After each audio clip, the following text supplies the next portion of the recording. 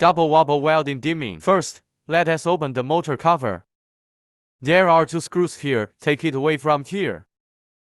Here too. After opening the motor cover, we can see that this is the y-axis. The y-axis motor adjusts the red light up and down. If I want to adjust the red light up and down, I need to loosen 2 screws here and here. After loosening it, I twisted the motor. This red light will move up and down.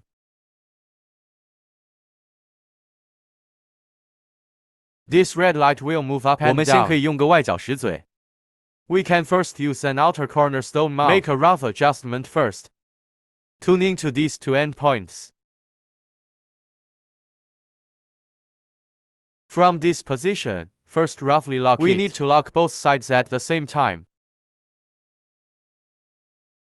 Just lock it for a while first. Then the x-axis and x-axis are the same. There are 2 screws here, you can loosen them.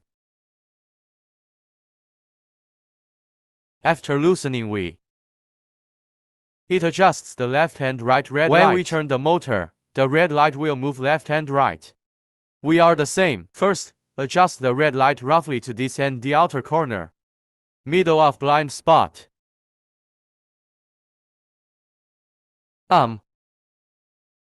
Then when tightening, wear both sides tightly at the same time.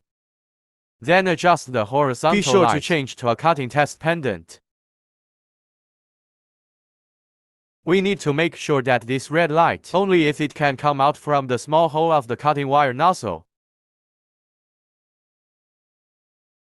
Approximate current location. His red dot is able to start from. If the small hole used to cut the deceased comes out, then it's okay.